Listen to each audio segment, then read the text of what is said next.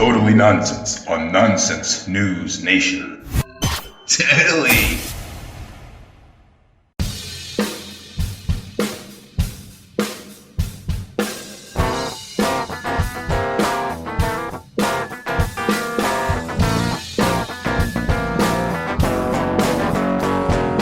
Hello there, kids and cadets, and welcome to another riveting episode of Totally Nonsense on Nonsense News Nation. I'm your host, Brandon Scott Ellis, Hebrew name is Shmuel Melech, and I happen to enjoy Wonderwall by Oasis sometimes. Was that your AA confession?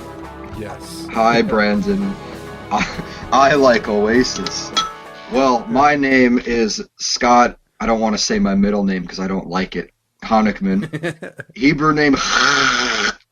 And I really like the new Strokes album that came out not too long ago. That's a killer album. Not an album from the Killers. Don't be confused. It's just a really good album. The new Strokes album. Great band. But that's besides the point, because in quarantine, we're stuck and we have nothing to do besides scroll through Netflix. So instead of talking about music, I want to talk about some visuals, stuff that I watched. And I watched some movies I haven't seen to culture myself. I've seen some of the best movies of all time. I saw Shawshank Redemption. I saw Moonlight. I saw Her. I saw 1917. These fantastic movies. Inception. Movies that will always stay with me for the rest of my life because they're so good. But there's one thing I did see that just blows all these films out of the water. And not because it's good. Ladies and gentlemen, I confess, I watched all 8 episodes of the first season of The Witcher, starring Mr. Superman himself, Henry Cavill. Were you waiting for me to say something? It'd be nice. It'd be nice. I really confessed a lot there, so... Well, Brandon, I want to say a couple things. First off, it's good that you're culturing yourself with good movies. And secondly, it's very depressing that you're reverting to watching something as poor as The Witcher. Well, I'll let you know. I'll let you in on something. I played the video game Soul Calibur 6. It's a fighting game with different people fighting with swords. And the guest character, because every Soul Calibur has a guest character, it was Geralt, I don't even know how to pronounce it, from The Witcher. And I played his story, and he was pretty interesting. So I'm like, you know what? Let me check out the show.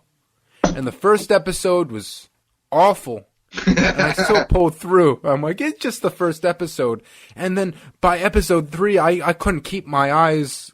I had to keep them open. It's like a Nazi experiment where they just had your eyes open and you had to watch this horrific thing. But I just kept at it. It was so interesting. And let me just jump right to it. I know you got some nonsense stories that we'll talk about, Scott, but I'm gonna give you the plot or what I have of the first 4 episodes. You give your story, then the next 4 episodes and your story. I just need to talk about this show.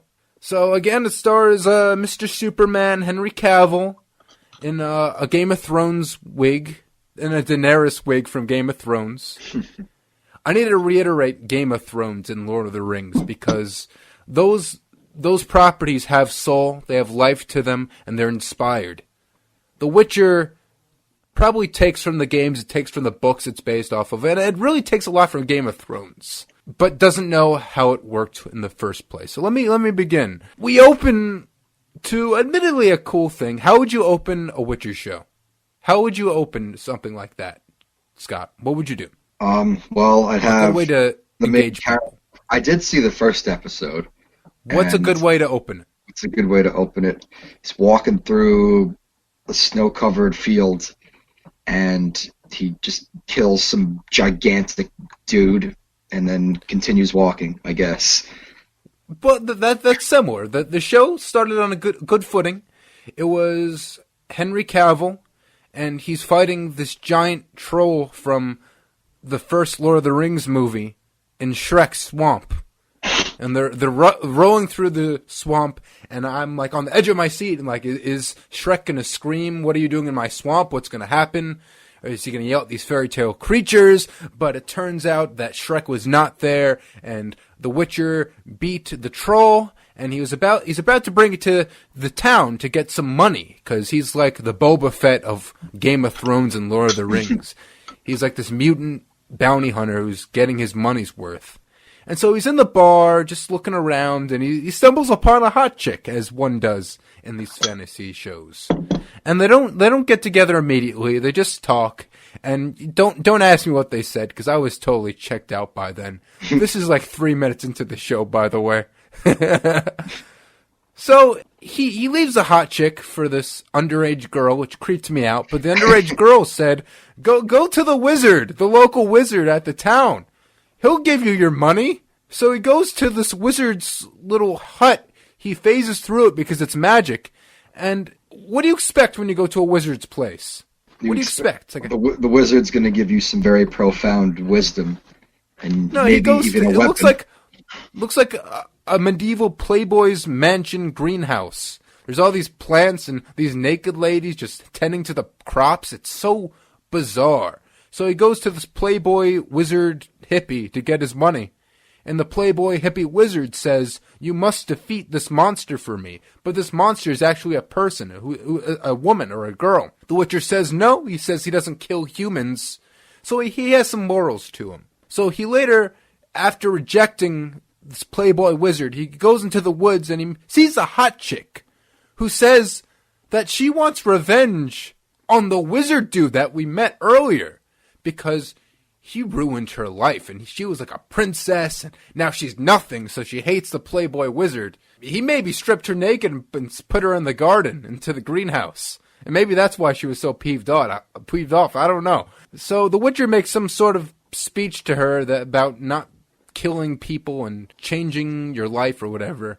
And then that inspires her to say, "You know what, Witcher? You know what, Superman? I'm not gonna go through with revenge." And then the two have a PG-13 sex montage together. If you're trying to be Game of Thrones, show some real sex. I'm sorry. So the Witcher wakes up after a steamy PG-13 sex montage, and the hot chick isn't there. So he goes into town, and apparently she killed everyone, and the playboy wizard or whatever. And so the Witcher says his signature catchphrase, which is a certain F word we won't say on the show, on our podcast, so I'll just say frick. So he goes, frick. And he kills her. And then everyone hates the Witcher because of racism, and he just walks away. But Scott, I'm neglecting to talk about another part of the show, which was actually longer than the actual Witcher part. And what's that? So instead of, our main character almost seems like this little princess girl instead of the Witcher. So we cut to a castle. This is the same episode, by the way, with a princess dancing in the castle with a bunch of rich snobs, as one does. The queen, which is her grandmother, who looks way too young to be anyone's grandmother, I totally don't believe it, gets word that there are like there's this force that's going to attack them. And like this guy's like, "We should tell them." And she's like, "No, let my granddaughter have this last dance. It may be her final one. Let her enjoy this one night." So Granny goes to battle in a war sequence that was made by a 2-year-old who watched the first episode of Game of Thrones for the first time, didn't understand it, and said, "You know what, I could do it," and had his little action figure. So it was a very bad battle sequence. And the grandma gets stabbed or something, and it looks really bad. She gets taken to the castle, and she tells her princess granddaughter to leave and meet someone to protect her because it's her destiny. We don't know who it is. I mean, I'm probably guessing it's the Witcher at this point, because it's called The Witcher. And then after she leaves, Granny jumps out of the window and kills herself. Yeah, just go with it. So the princess is on the run, the town's being completely massacred, and this evil guy catches her. And you think she's screwed, but then she screams really loud, just like Banshee from the X-Men, and it causes a massive split in the earth, and she runs away like a little sissy girl. And that's the first episode.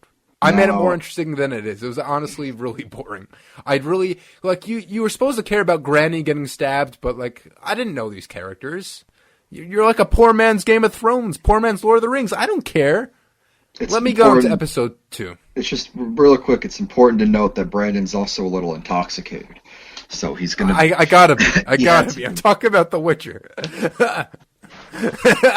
So, episode 2, I gave it a little subtitle, Yet Another Subplot. So, we have The Witcher, but then the princess takes up most of the episode. Now we have another subplot that takes up more episode than the princess. This is episode 2. So we open with a couple that's about to get it on in a barn, which is my go-to place. I'm not going to get into it, what I've done in a Barnyard. But anyway, his boyfriend gives his girlfriend a flower, and she throws it on the ground. She's not impressed. She's pompous.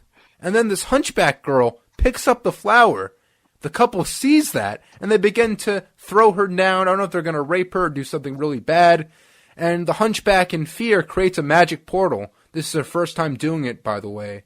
And she meets a magic dude, who looks like he could be from Doctor Strange. So the Doctor Strange dude is like, "You have powers," and she's like, "What?" And then she leaves, and then we cut to her back in the farm, where her own father sells her to the Stern Lady. The Stern Lady is actually a witch person, and she takes the hunchback to train her to be a witch person. And we go through this whole montage or whatever of the hunchback girl, and she's using magic. She's trying to levitate rocks and catch lightning in a bottle, literally. And all the girls are being like tortured by doing this, and she doesn't know how to use her powers well, and she kind of sucks. But she forms this relationship with Doctor Strange guy, and they're in love now, and she hates Stern Lady. And the Stern Lady eventually turns a lot of the other girls into eels, and the hunchback girl tosses them into the pool. This show's called The Witcher, mind you, and that took up most of the episode. He's and nowhere to I have be nothing found. against handicapped people at all. But listen, this character had no charisma. She's like, "Hello, my name is Jennifer. I have magic powers." And she just sucked. I hated her. And so let's see what actually happened to The Witcher. Please. It's a lot less interesting than Yennefer, the hunchback. So he goes to a bar, and this bard starts singing an annoying song and annoying him. And the Witcher is like, "Frick you." And then he walks away, and some guy gives him a job to stop this devil from stealing potatoes from a farm or something. And the bard follows him and becomes like the Eddie Murphy of the show, this annoying sidekick character who just follows him for some reason, like Donkey and Shrek. And so he's hoping that he can make new songs to inspire him and make Henry Cavill famous again, after Henry Cavill was in Justice League. So the two find the devil, who's actually a goat person, like a satyr from Narnia, like James McAvoy. And the Witcher catches the goat and says, "I'll let you live." And then he gets knocked out. And so him and the bard wake up, and these elves have them tied up and the elves threaten to kill the Witcher, and the goat says, "No, listen, he tried to save my life." But these elves are just they're fighting to survive. So the Witcher, in a form of being generous, gives bounty money to them so they can move away, and they don't have to cause war with the humans. And the bard is really inspired, and he makes this really catchy theme song for The Witcher. And that was this episode sucked. Like, the Witcher part was so disappointing, but like, I really enjoyed the bard singing, so that's why I went to episode 3. But we're not done with episode 2. Let's see what happens to the princess. So she meets this mute boy in the woods who like feeds her rats, and he doesn't say a thing. He doesn't even breathe. And the two get separated, and she finds herself in a camp, and she befriends a snobby family, and the family has this slave who is a dwarf, who I can imagine is like the Peter Dinklage of the show.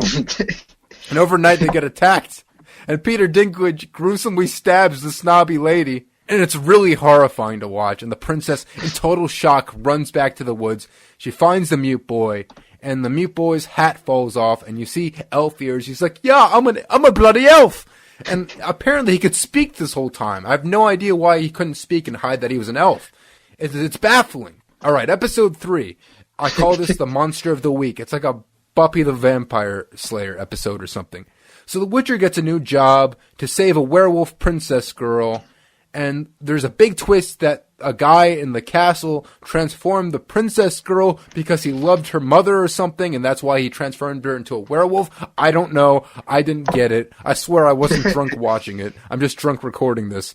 And the Witcher convinces the king that he will save the princess because he couldn't save the princess in the first episode. You see the parallels? See how smart the show is? So the Witcher fights the werewolf princess, and there's an epic fight in the castle, and it's actually pretty epic. And of course he says frick, because that's his catchphrase. And the Witcher eventually hides in a coffin as the werewolf transforms, and before he could win, the werewolf girl stabs him, he passes out, but the werewolf turns back into a girl. This is supposed to be some revelation that he shouldn't always kill, or he should be good. And the Witcher's unfazed, and he moves on. But we're not done! There's another subplot to the show, the hunchback Yennefer.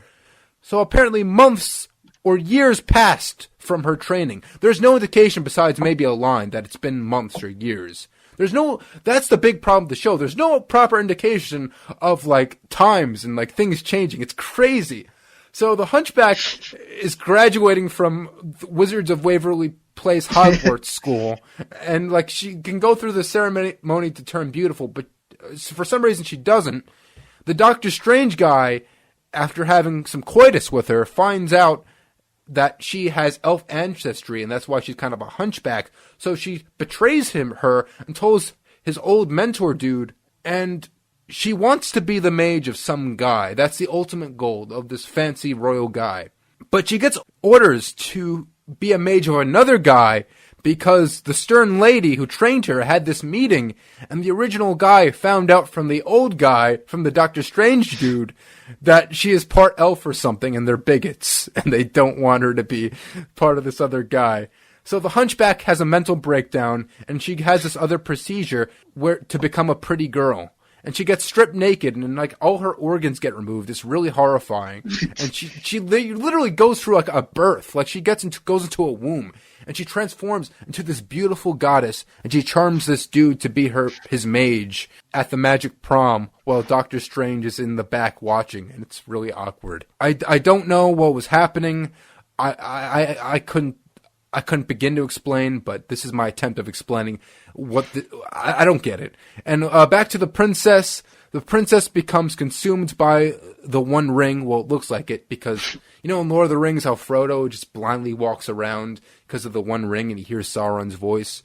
There's no explanation why. She hears something, and she blindly goes into this forest. And the elf boy is like, "Princess! Princess!" without knowing that she's the princess. I don't remember. I think she calls herself Fiona, like Shrek's wife. And he gets shot by an arrow, and that's that. Alright, episode 4. The timeline gets more messy than the X-Men franchise. So, back to the Witcher, who's the main character, who you probably forgot is the main character. The bard friend brings the Witcher to a fancy castle party to make him famous. And so the granny from the first episode is there, who died. I'm like, what? Granny, you're dead! And she's with this princess who looks just like the granddaughter princess, but she looks different enough. What? She still has blonde hair like the granddaughter princess, but she looks different. She's not the same actress. So what? It's another person. Maybe they killed the real actress. No, apparently this takes place before the princess subplot. So this takes place years before. Whatever's happening in the Witcher subplot took place years before the princess subplot. This is the princess's mother I'm talking about. So the granny's daughter is the princess I'm speaking about in this episode. Mm-hmm. So the princess in this episode, she's choosing who's to marry. And all these guys are morons, and she doesn't like them. But one person in a helmet steps up and he goes, "I am destined to love you." And this guy's like, "Screw you." He removes his helmet, and we find out that the dude professing his love to the princess was a porcupine demon-looking guy. He has quills. And it's weird. And the Witcher, and the queen goes, "Witcher, kill this beast." And the Witcher goes, "No, this porcupine dude is a human who was cursed. I cannot. It's not a real demon." And everyone starts ganging up on the porcupine and is beating up, and after the porcupine started murdering everyone, then the Witcher decides to jump and kill everyone and protect the porcupine. And the granny wants her husband to kill the porcupine, and her husband, get this, is like, "Heck no!" and fights with the Witcher. What?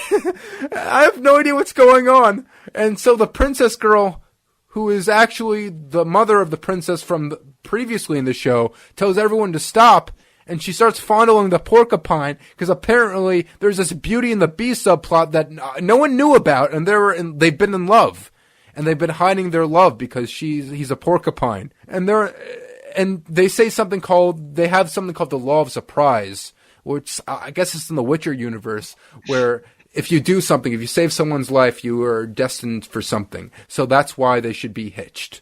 And so the granny pretends to give their blessing, even after hearing the law of surprise. And she's about to stab the porcupine in a surprise attack, and the princess screams really loudly, and everyone falls down. Everyone gets up eventually and accepts true love, and they forget about their prejudice of porcupines and porcupine kind.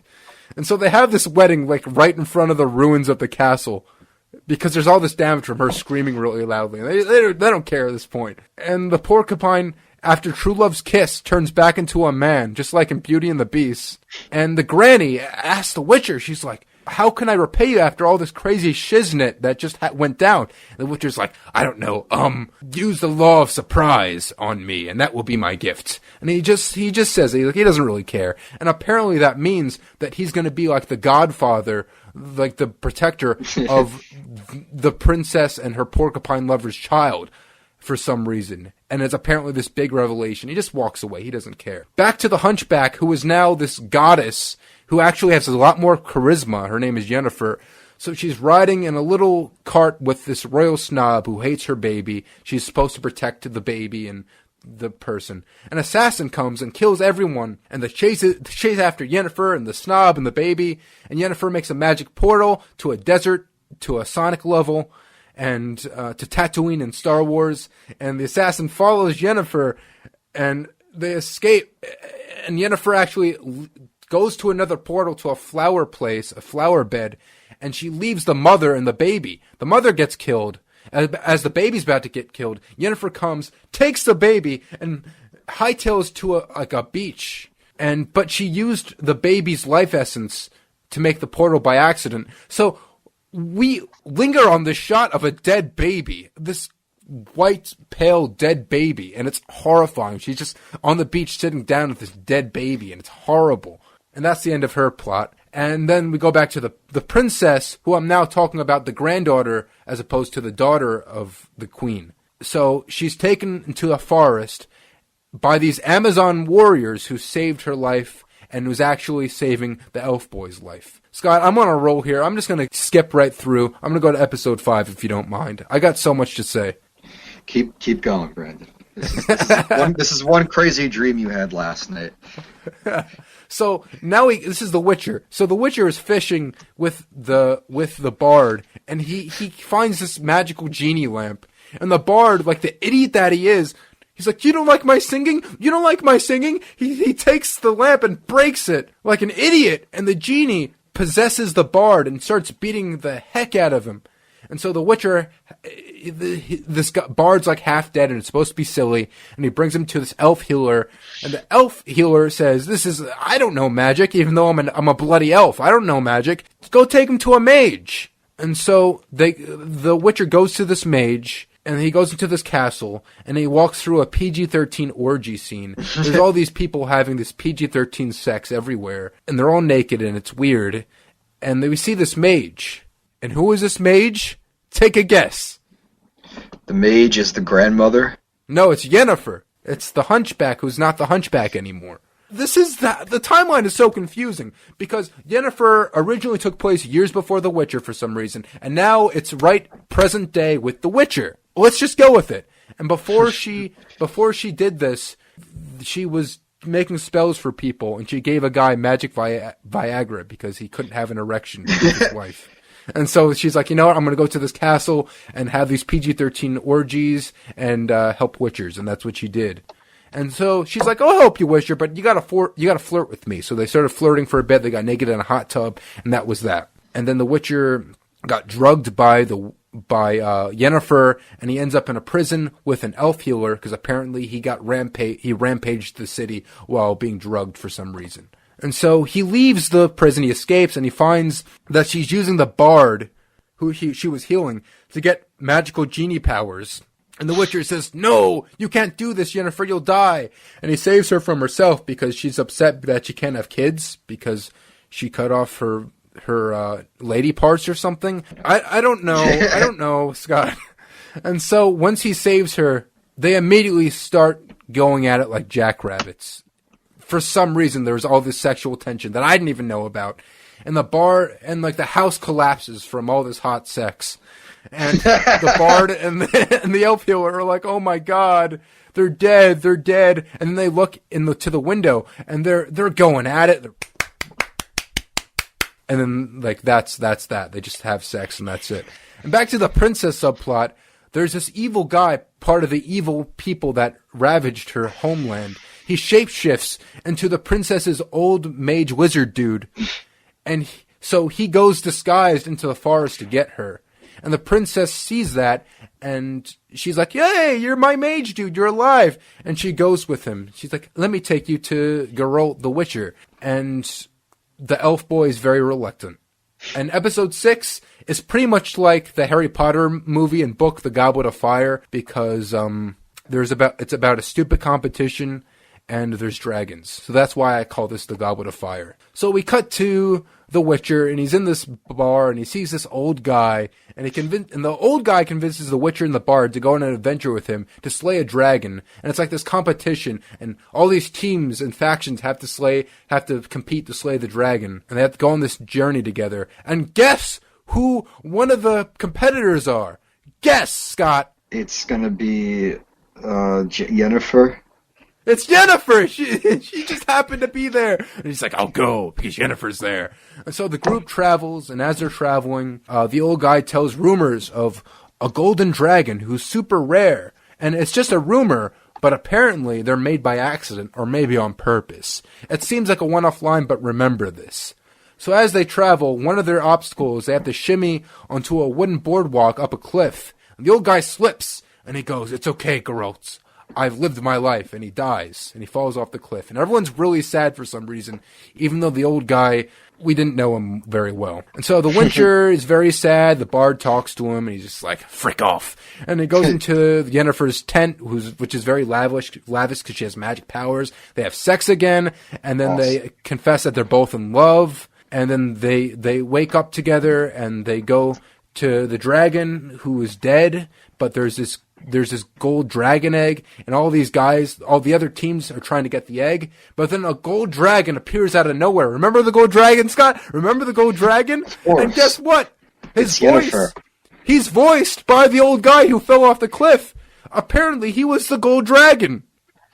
That's dumb. And he goes, "I'm going to save the egg, kill everyone." And so they kill everyone. And then we cut back, and the old guy, who I guess turns back into a human, is talking to Yennefer, the Witcher, and the bard. And he's like, "Oh, by the way, some tea gets spilled that Yennefer only maybe loves the Witcher because he had a genie wish." And she got really upset, and she walks away. And then the bard wisecracks because he's the comic relief of the show. And then the Witcher's like, "Screw you! Everyone leaves me because of you. I hate you." And then the bard gets sad and walks away, and he never appears in the show again. I'm looking at a picture of And that's Yennefer. that. Yennefer. She's beautiful. Wow. She is. Wow. Who's she played by? Okay, so back to the princess. The elf boy warns the princess that the mage guy is like Gollum from Lord of the Rings and is evil and is trying to betray them. The princess is like, "No, that's my guy. He's the wizard mage guy." But she's like, "You know what? Let me test this." And she asks the mage guy a few questions, and the mage guy doesn't know because he's clearly an imposter. So he tries to kill them, and they fight him off. And then after he runs away like a little sissy, the elf boy yells at not Yennefer, I'm sorry, I'm confusing them. The princess girl, he's like, "I'm not safe with you. Screw you," and he leaves. So it's a very sad episode because Yennefer and the bard leaves the Witcher, and the elf boy leaves the princess.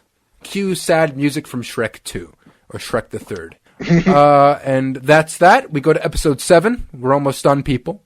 That's when things finally start to make sense of the timeline. So the Witcher sees an army in the distance, and he remembers the law of surprise. Oh my God, the girl I'm the godfather to may be in trouble. For some reason now he remembers this. And so he tries to tell the Granny Queen, who's alive, that he needs to protect her, and she refuses. And so the Witcher gets locked up in the dungeon. Apparently now the Witcher's plot is taking place in the first episode of what happened to the princess.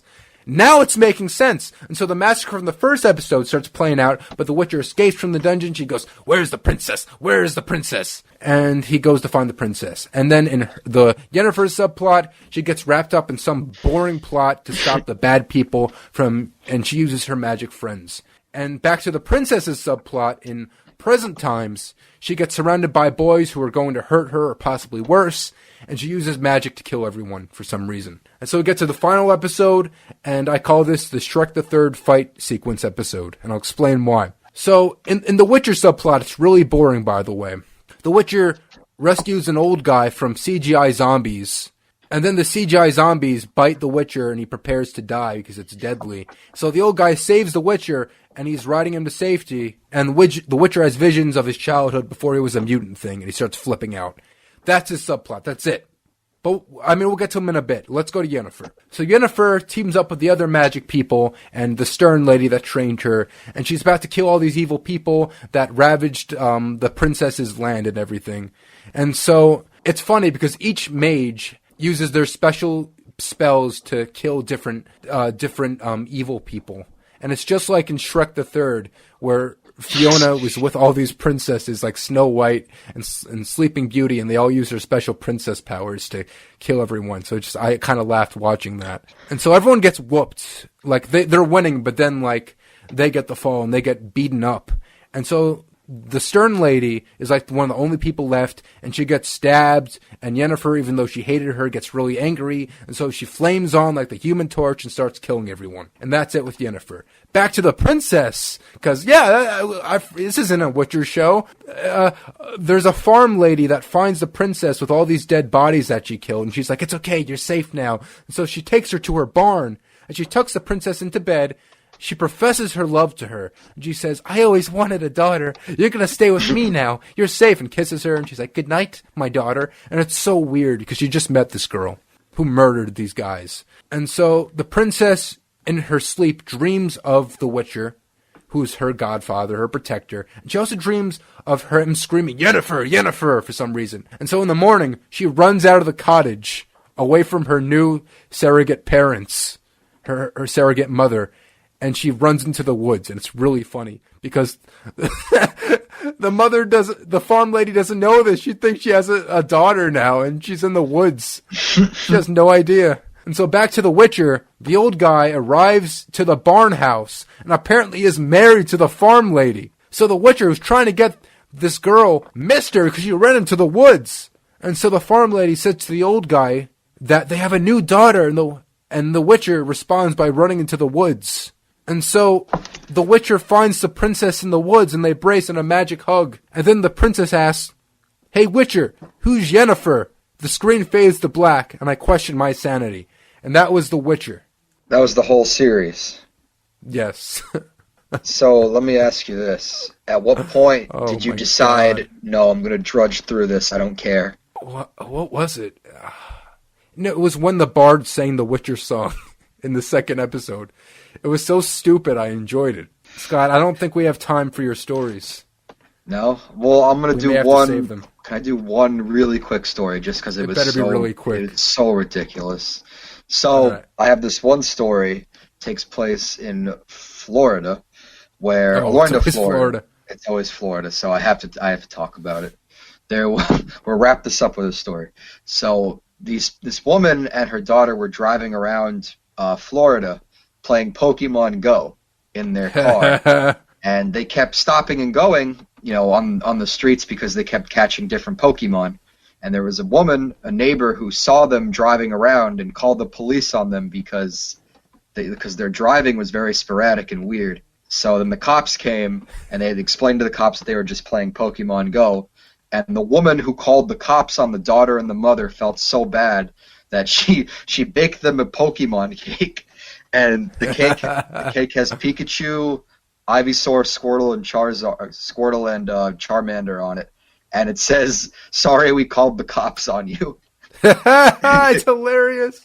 Oh my god. I thought it was funny. Oh my god. You know, I think a good way to reconcile is to say, listen, I'm going to pay for your Netflix this month. Don't even worry about it. There's this really awful show called Witcher, and it's not, the quality isn't that good, but Henry Cavill he does a great job acting. He says frick a lot, and it's just so messy, you just may end up loving it. So, Scott, honestly, thank you for the story.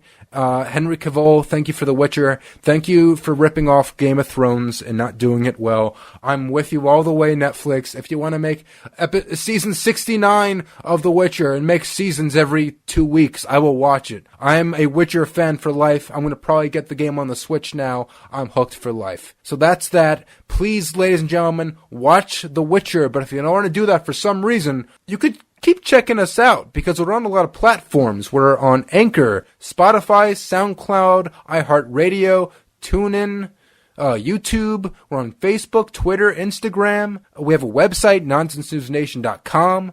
And if you want to contact us, you could contact us at nonsensenewsradio@gmail.com. That's nonsensenewsradio@gmail.com. If you want to send us your Witcher fan fiction, I'm a huge fan. I'll be more than happy to read it. We're going to contribute to the fan fiction too. We'll get there. Scott, it's been great. It's been fun. I love you, man. Thank you for telling us about your crazy dream last night, Brandon. It really got wild. About The Witcher.